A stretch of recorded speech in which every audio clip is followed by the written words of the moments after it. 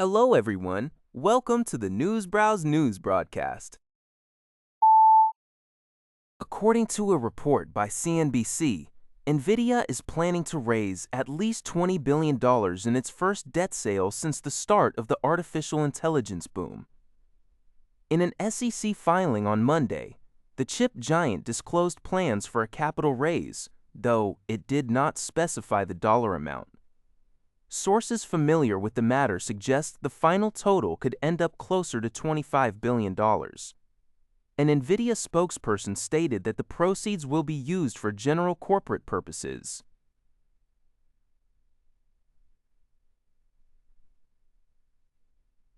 Including the repayment and refinancing of existing debt. This bond offering marks Nvidia's first debt sale since 2021, when it raised $5 billion. At that time, Nvidia was a much smaller business, generating $27 billion in fiscal 2022 revenue, compared to $216 billion in fiscal 2026.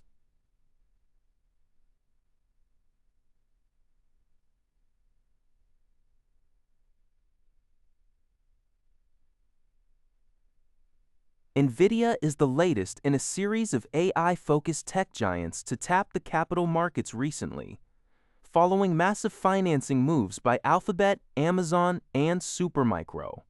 A funding comes despite Nvidia's strong financial health, with the company having generated $49 billion in free cash flow in its latest quarter.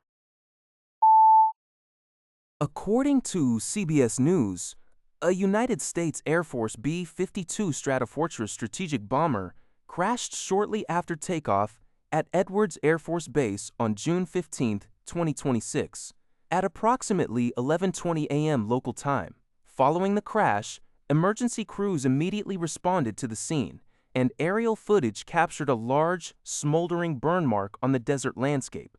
Edwards Air Force Base, situated in the western Mojave Desert about 100 miles northeast of Los Angeles, has closed its airfield in response to the ongoing situation. All inbound aircraft are currently being diverted to alternative airfields. Additionally, base authorities announced that all non-commercial visitor passes have been suspended until further notice. This measure was implemented to allow the installation to focus its resources entirely on emergency response operations. No further details regarding casualties or the cause of the crash have been released yet, and the situation remains under investigation. According to Al Jazeera, a Dutch court in The Hague has sentenced a Syrian man, identified as Rafik A., to 26 years in prison for crimes against humanity committed under the regime of former Syrian President Bashar al-Assad. The court found that Rafik, who worked as an interrogator in detention centers during 2013 and 2014, was guilty of torturing and raping prisoners.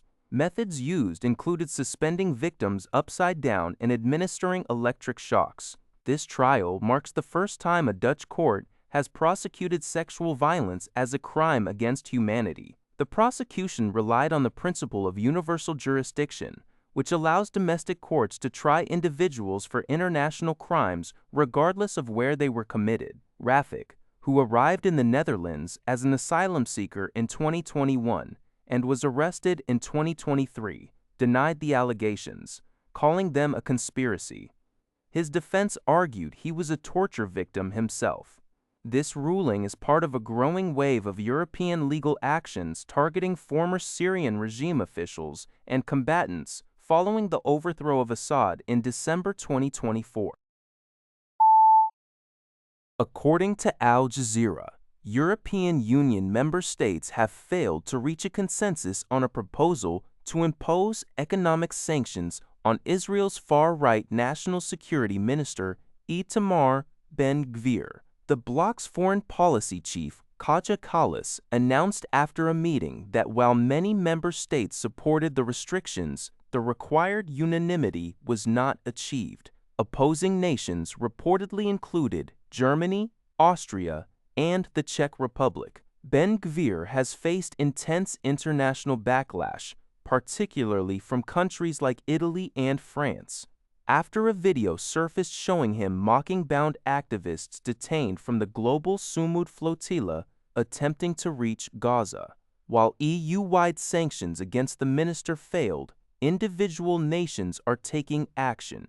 Italy and France have launched investigations into allegations of kidnapping, torture, and war crimes. Additionally, Collis noted that many EU members have requested options from the European Commission to limit trade with illegal settlements in the occupied West Bank before the next Foreign Affairs Council meeting.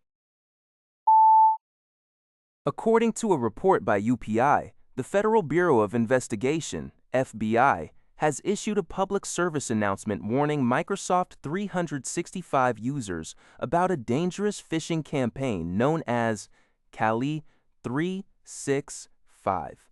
Described as a phishing-as-a-service platform primarily distributed via Telegram, Kali 365 lowers the technical barrier for hackers, allowing them to bypass multi-factor authentication, MFA, without obtaining the user's actual login credentials.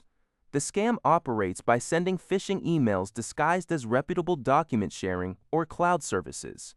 These messages contain codes and instructions prompting victims to visit a genuine Microsoft verification page to enter the code. Once inputted, the victim unknowingly authorizes the attacker's device to access their account, giving cyber attackers full access to Microsoft services such as Outlook, Teams, and OneDrive.